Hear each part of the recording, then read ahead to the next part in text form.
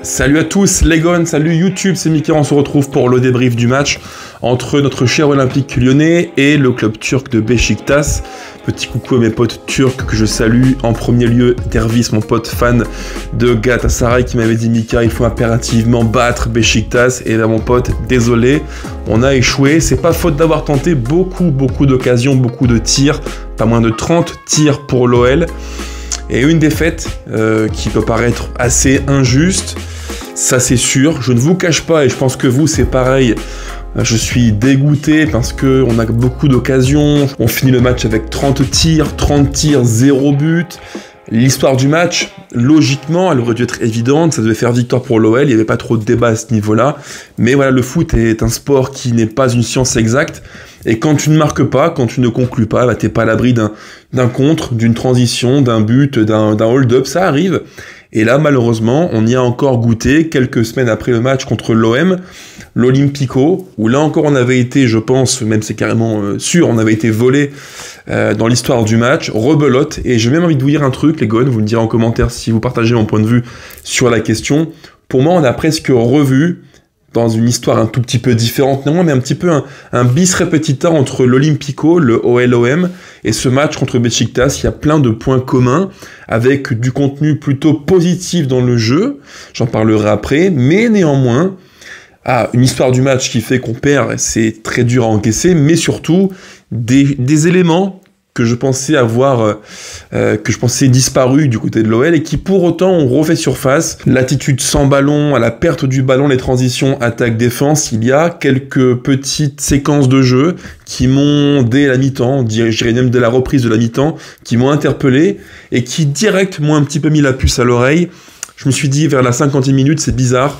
Je revois des comportements que je n'aime pas voir, des attitudes un petit peu nonchalantes à la perte de balle et qui ont été accentuées par le coaching vers l'heure de jeu. J'en parlerai aussi après parce que là, oui, évidemment, le coaching, pour moi, il est perdant. C'est l'un des thèmes de la vidéo.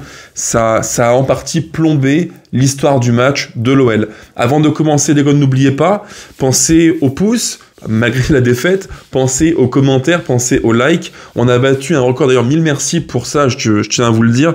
Sur le débrief du match précédent, on a fait je crois quasiment 500 likes, c'est monstrueux. 1000 merci à vous les amis. Alors le débrief du match, premier point, on y vient. L'histoire du match, un match un petit peu je dirais en deux temps, avec du coup d'envoi jusqu'à la 45e, un match très positif de l'OL.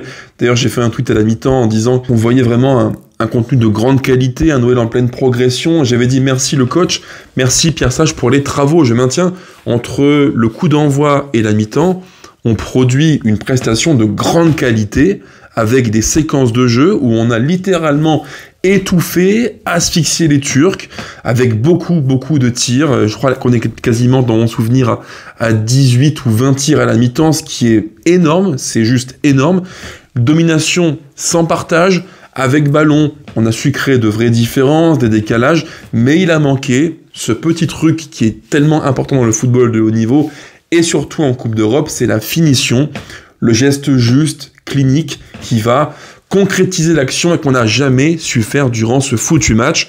Et ça fout un sale goût dans la bouche de regret et d'amertume, parce que on tenait le match. Quand tu as autant d'actions, d'occasions, que tu produis un foot qui est inspiré, porté vers l'avant, offensif, qui fait plaisir à voir, parce que moi j'ai pris beaucoup de plaisir. Je le dis encore et encore les amis, moi ce match-là m'a procuré sur 45 minutes beaucoup de plaisir footballistique, et ça il faut le dire. N'allons pas non plus noircir le tableau, parce que tout n'est pas à jeter évidemment. Il y a eu de très belles choses durant une mi-temps, avec beaucoup d'intention. Sur chaque séquence de jeu, on avait la possession. J'ai tout le temps vu un OL qui voulait concrétiser l'action. Autrement dit, pas de possession stérile, mais une possession qui, quoi qu'il arrive, devait être conclue par une frappe, une tentative. Même si ça finit en tribune, c'est pas grave, au moins t'as tenté, t'as essayé un truc et tu as concrétiser l'action.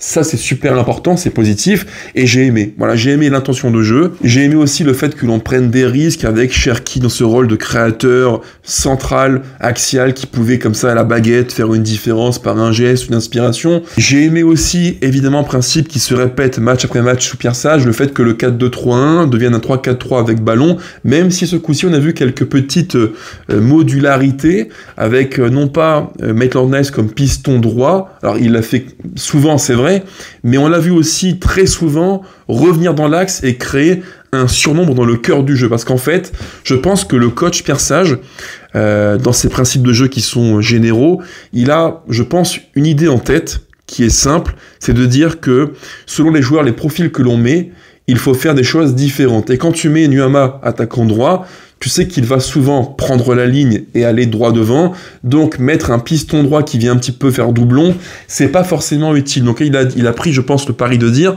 Nuama sera attaquant droit, donc très sur le côté qui va presque manger la ligne, très souvent, donc Maitland-Niles se réinsère dans le cœur du jeu, et vient créer avec Tolisso plus Tessman, qui d'ailleurs ont fait un très bon match tous les deux, un surnombre. C'est intéressant, et ça montre qu'en fait, que le 4-2-3-1, 4-3-3, il évolue avec ballon, sans ballon, ça vous le savez, maintenant ça fait des mois et des mois qu'on le dit en débrief sur la chaîne, ça évolue, c'est vrai, c'est liquide, c'est un schéma qui n'est pas figé et rigide, mais durant les matchs, et selon ce que l'on fera avec l'équipe en face, on peut avoir quelques principes qui aussi peuvent évoluer. Le piston qui se réaxe, qui dézone, c'est un des éléments qui est intéressant, tout comme d'ailleurs, point qui m'a aussi paru vraiment tactiquement intéressant, c'est la prise de risque dans le mouvement, le déséquilibre. On a vu sur quelques séquences, 3-4 durant le match, Maitland-Niles, encore lui d'ailleurs, prendre l'espace, se projeter très haut sur le terrain, quasiment comme un attaquant droit, et il l'a fait très bien. C'est un des éléments qui font que, durant le match, tu brouilles un petit peu les pistes, tu fais de ton latéral droit de base, en théorie, un attaquant droit qui peut devenir aussi un relayeur. Bref, tu brouilles les cartes, c'est intéressant. C'est aussi la patte Pierre Sage, un Noël qui est dans la recherche de l'illisibilité. Autrement dit, on est très peu prévisible dans ce que l'on fait dans les mouvements. Et ça, j'ai vraiment aimé. J'ai vu un Noël qui était plutôt inspiré durant une mi-temps, avec beaucoup de mouvements, vraiment beaucoup de mouvements. Ça, pour moi, c'est un point qui est super important. On a trop souvent vu, rappelez-vous les Gones, depuis des années, un Noël qui était un petit peu en U, avec une circulation très scolaire, stéréotypée, droite, gauche, droite, avec au final quasiment rien.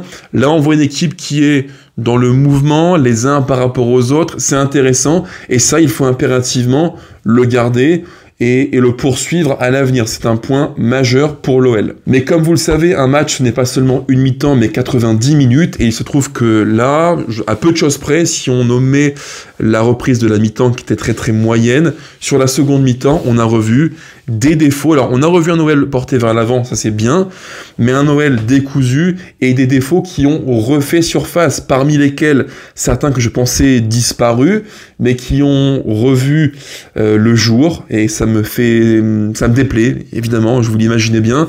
Je pensais qu'on était guéri à ce niveau-là, mais malheureusement non. On a revu un Noël qui, sur les phases de transition attaque-défense, à la perte de ballon, était naïf, avec un repli défensif qui m'a vraiment inquiété.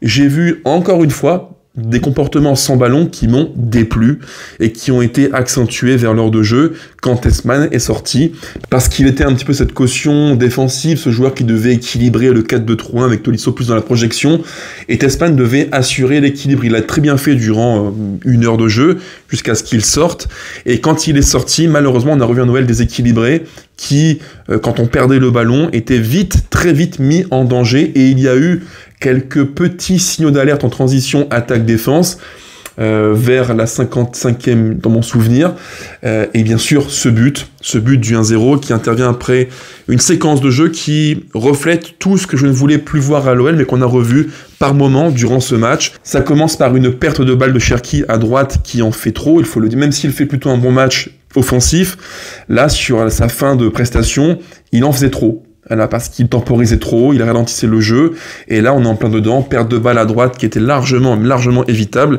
et dans la foulée, parce que oui, on peut perdre les ballons, ça arrive, c'est le foot qui veut ça, le foot appelle des erreurs, mais quand tu fais une erreur, il faut la combler par des mouvements, par des replis, par des compensations tactiques, et là malheureusement, l'action est très révélatrice, on est loin des Turcs, on n'est pas assez agressif, on manque d'agressivité, là encore ça revient, c'est un point de défaut qui revient dans ce match-là, et malheureusement sur l'action il y a un joueur qui symbolise vraiment ça, c'est Cacré, qui, je vous mets à l'écran quelques screens pour illustrer ce que je vous dis là, sur l'action du 1-0, il est loin, il manque d'agressivité, il n'est pas dur sur l'homme, il laisse faire, c'est un constat que je ne voulais plus faire, mais que l'on refait pour ce match-là en seconde mi-temps.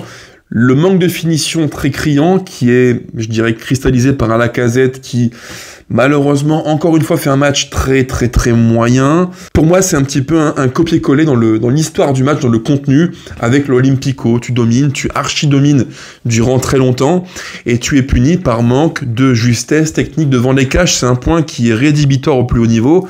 Quand tu as 30 tirs et que tu mets des poteaux, que tu mets à côté, que tu fais une frappe, que tu dois conclure impérativement, que tu n'y arrives pas, bah t'es pas à l'abri de prendre en transition un but, et c'est exactement ce qu'on a subi. Comme contre l'OM, là encore, quand tu es haut, que tu veux jouer un football agressif, offensif, mais que tu n'arrives pas à concrétiser l'action, et ben voilà, ça arrive. C'est le foot qui veut ça, et c'est un vilain défaut de l'OL. Malheureusement, forcément, quand tu prends le 1-0, bah l'histoire du match change parce que c'est plus difficile, tu prends des risques, tu te découvres encore plus, t'es moins équilibré, t'es moins cohérent. Et là, troisième point de la vidéo, c'est un petit peu la cerise sur le gâteau, malheureusement, c'est le coaching qui est perdant, parce qu'il faut le dire, autant j'ai aimé les principes de jeu qui sont affirmés, que l'on voit, qui sont marqués, le 4-2-3-1 qui se déforme en 3-4-3, ce mouvement permanent, ce déséquilibre assumé, j'ai aimé, c'est vachement cool à voir, mais néanmoins, là, sur ce match-là, le coaching de Pierre Sage, il est perdant de A à Z, parce que malheureusement, à l'heure de jeu, quand il sort Tessman, qui fait un match de bonne facture, l'équipe est déséquilibrée, Cacré fait une entrée qui est, là encore, désolé, c'est un petit peu dur pour lui, mais son match, sa demi-heure, elle est cataclysmique. Des pertes de ballon, techniquement, il n'est pas juste, des mauvais choix. Quand il est dans le camp adverse, quand il est aux environs des 30 mètres des cages des Turcs, il est en panique, parce qu'il n'a pas le sang-froid pour être ce joueur porté haut sur le terrain qui peut créer une différence balle au pied. Il n'y arrive pas, c'est pas son registre. Lui, c'est vraiment un joueur de comment dire, une dynamo, quoi. C'est je récupère, je harcèle, je récupère, je transmets vite vers l'avant, en une touche verticale. Ça, oui, il sait le faire, il est plutôt bon là-dessus. Mais quand il faut, sur un bloc plus haut, créer et contribuer au jeu, c'est pas son style de jeu. Et quand en plus, il est en numéro 6, 4-2-3-1, pivot double, la caution défensive supposée du bloc équipe, et qu'il n'arrive pas à casser les transitions attaque-défense des Turcs, voilà, t'es en PLS, tu souffres, t'es en grande difficulté, et pour moi, il symbolise ce qui a pêché durant, je dirais, une demi-heure, un Noël qui ne finissait pas les actions, un Noël qui était déséquilibré, avec des joueurs qui ont très peu fait des replis, j'en parlerai après, et un Noël qui ne parvenait plus à assurer un équilibre sur le marquage préventif. T'es en souffrance et tu subis, tu prends une transition vers la 55e, t'en prends une deuxième vers l'heure de jeu, je l'avais écrit en gros sur mon calepin, attention, transition défensive, et pas manqué, quelques temps après, but, parce que voilà, tu souffres trop, c'est trop difficile, malheureusement, et c'est un petit peu l'histoire du match, et quand en plus, tu vois que le coach tarde à sortir Lacazette, qui est en difficulté, on peut le dire, et qui fait entrer très très tardivement Mikotadze et Orban. C'est compliqué, je m'interroge sur la gestion du cas Mikotadze, c'est un point qui m'interpelle beaucoup. Et malheureusement, Lacazette pose actuellement, alors peut-être pas un problème, c'est un grand mot quand on a autant de talent dans les pieds, mais il pose une équation qui est dure à résoudre, parce qu'on sait que dans le jeu, naturellement, c'est un leader, il vampirise les ballons. Il y a plein de séquences où je revois Cherki, en numéro 10 derrière Lacazette, qui veut impérativement le trouver au détriment de solutions plus évidentes à droite ou à gauche. Et ça, c'est naturel, c'est un joueur qui est charismatique, il vampirise les ballons, mais quand il n'est pas en forme physiquement, et quand il n'est pas en réussite, ça vient un peu au détriment du sens collectif de l'équipe. Donc là, pour moi, il y a une équation qui est dure à résoudre. Est-ce qu'il faut comme ça, durant un match où tu butes, tu n'arrives pas à marquer, est-ce qu'il faut insister avec lui, ou est-ce qu'il faut avant réagir et faire entrer Mikotadze ou Orban? Là encore, point qui m'interroge, et vous me direz en commentaire de Legon. Et surtout, la fin de match, elle est compliquée en termes de coaching, parce que quand tu fais rentrer Orban, Zaha, Mikotadze et d'autres que j'oublie, le fil du match se déstructure, il y a plus de fil conducteur en fait, tu n'arrives plus à trouver un équilibre attaque-défense, et la fin de match devient un petit peu du hurrah football avec des joueurs qui ont du mal à se comprendre dans les déplacements, les mouvements, les combinaisons, et tu perds le fil du match, tu déstructures ton contenu de match par un coaching qui, pour moi, et de façon très très modeste, je le dis comme ça les amis, est perdant. Enfin voilà quoi, un match qui est compliqué à décrypter, parce qu'on aurait dû, je pense, le gagner objectivement. Il y a eu beaucoup de tirs, je n'ai pas en tête les expected goals, ça doit être pas mal à mon avis, entre 2 et 3 j'imagine minimum. On aurait dû gagner, on perd, Un match frustrant, un match qui fait émerger de nouveau les défauts que je ne voulais plus voir, les vilains défauts de l'OL, attitude défensive, le manque de repli défensif. Voilà, c'est dommage, c'est un petit peu la leçon du match, on aurait dû faire mieux, on aurait dû gagner. On a cru peut-être un petit peu trop hâtivement que l'OL avait guéri ses petits, même gros et vilains défauts. Et ben non, ils sont encore là, bien présents, à la perte de balle en transition attaque-défense. Dans l'attitude défensive, le manque d'agressivité, c'est encore présent. Il faudra impérativement le gommer à l'avenir, et surtout la finition. Voilà, c'est quelques défauts qui, là encore, comme contre l'OM, pénalisent l'OL contre Beşiktaş. C'est dommage, c'est un petit peu, je pense, à l'instant T le plafond de verre de l'équipe, qu'il faudra, je pense qu'on peut le faire péter rapidement si on veut progresser et devenir un candidat sérieux au top 4 en Ligue 1 et en Europe, peut-être un candidat au Big Four, l'ultime carré de la compétition. Bref, on n'y est pas encore, on verra bien. Il y a du positif, c'est vrai, il faut le dire. Des points à corriger, c'est vrai aussi, il faut le dire également. Je suis évidemment, comme vous, très très déçu, parce que je pensais qu'on pouvait faire mieux et gagner ce match et prendre 3 points qui auraient, je pense, mis pour le club un pied vers les qualifications en phase d'élimination. On n'y est pas encore non plus, c'est un contretemps qu'il faudra réparer lors du prochain match à Hoffenheim, pas facile du tout. Bref, on verra bien. Sur ce, les gones, portez-vous bien. Ciao, ciao. Allez, l'OL toujours, évidemment. À bientôt.